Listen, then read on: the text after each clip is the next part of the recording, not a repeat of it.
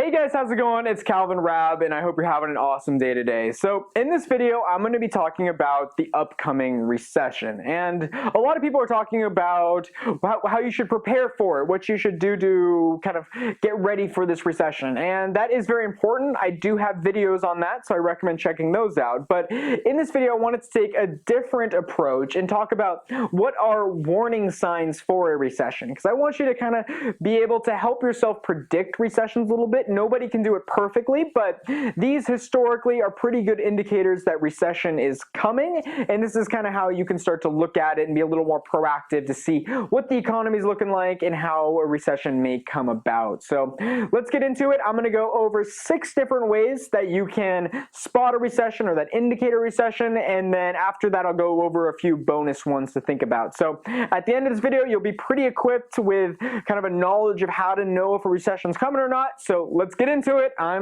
really enjoy this topic, so let's jump into it. And if you're new here, my name's Calvin Raab. I make videos all about personal finance. So if you're interested in anything like that, I would love it if you would subscribe.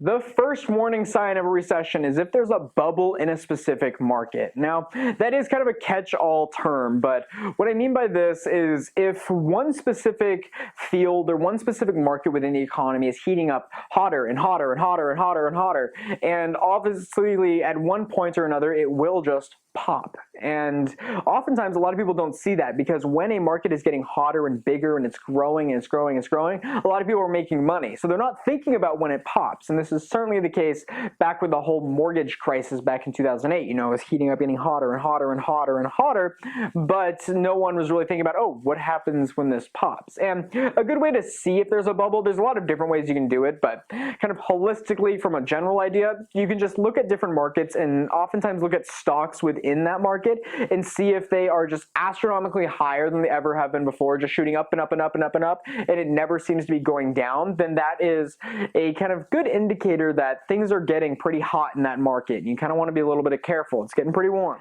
Number 2 is look at other currencies, because one thing, I'm an economics major, and one thing that we learn a lot in economics is how the whole world is really connected when it comes to finances. And if there's one specific currency in another country that just takes a hit, that obviously is going to hurt their country and kind of their, of course, GDP and anything else that is financially related to that country.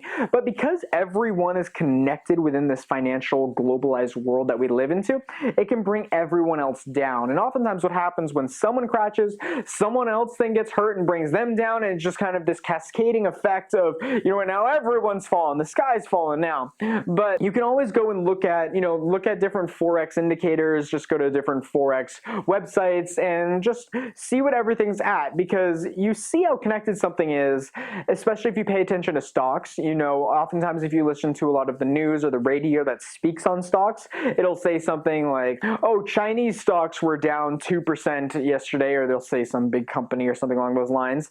And then because of that, US stocks are expected to drop that much as well. Or they'll say like, oh, US stocks dropped because they dropped. And you start to see how everyone is connected. So this shows the importance of foreign currencies within this globalized market that we live in, and you can always see one dropping as a warning sign for a future recession, because one can bring everyone else down.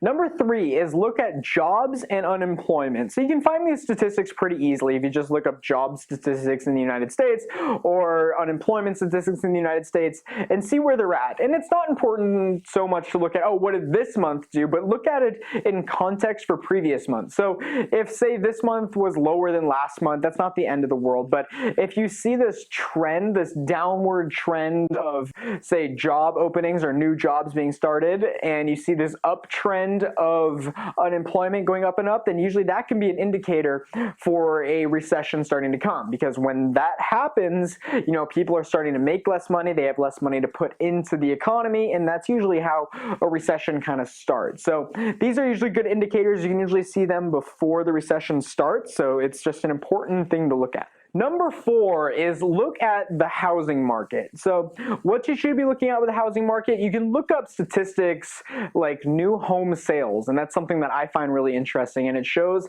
how many people are buying new homes in the United States. And one thing that this can show you is, when that number is really high, that means that people are putting money in the economy, and usually the economy is doing pretty good. And if it starts to drop a little bit and you see this downward trend month over month of people buying less and less homes, then that means that usually less money is being poured into the economy. It's also a good standard of showing that where people stand with their finances in general. If a lot of people are buying houses, that usually means that the economy is pretty good and people are making money, they're putting money into the economy, whereas if it goes down, it shows that people may be struggling a little bit more.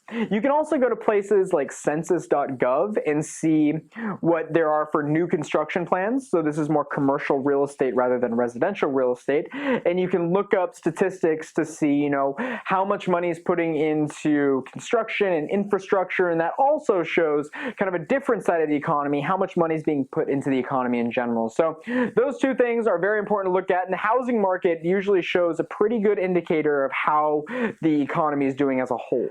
The number 5 warning sign of a recession is the inflation rate. So the inflation rate is just something that shows how much money is being valued year over year. So you'll usually see in terms of, the inflation rate's at 2%. So usually if you have a whole bunch of money, and it's just sitting somewhere, it's losing 2% on that year due to inflation. Your money isn't worth that much. Inflation rate shows how much your money is changing as far as its intrinsic worth when you're spending on different things. So the inflation rate's a pretty good indicator. You want it to look pretty steady. You can find data, that shows month over month, even though most people say the inflation rate in terms of a yearly rate. But you can go to places like tradingeconomics.com is a good one as far as seeing the inflation rate and just making sure it stays relatively steady, because if there is a big jump, whether it be up or even down also, that changes a lot of people's net worths, and that changes how they will go about spending money. And especially if it is trending up, inflation rate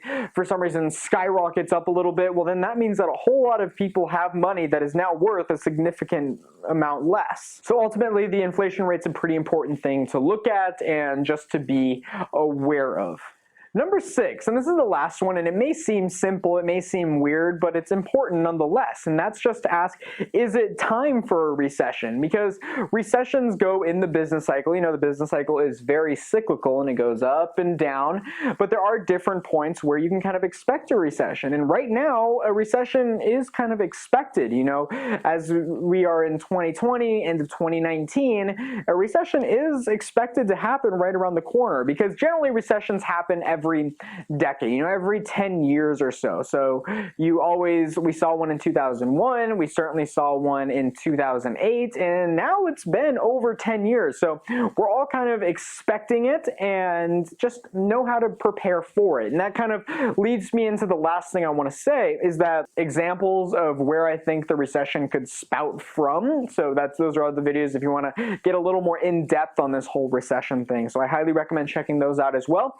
But that will wrap up this video. I hope that was helpful. I hope that showed you how to find a few warning signs when it comes to the recession as a whole. So thank you guys so much for watching. I truly appreciate it. If you're new here, my name is Calvin Raab, and here I make videos all about personal finance. So if you're interested in anything like that, I would love it if you would subscribe. And I also just then kind of want to turn the question to you as well. This idea of warning signs for a recession. There are so many that other people rely on. A lot of people look at bond markets, yield curves, and different things like that. What do you think is a good indicator of a future recession? Let me know in the comments below. I look forward to looking through theirs. As you guys know, I'm an economics major. I find this stuff really fascinating, so I look forward to looking through those. But that will wrap it up. As I said, thank you guys so much for watching, and as always, my name is Calvin Raab, and I'll see you soon. Bye.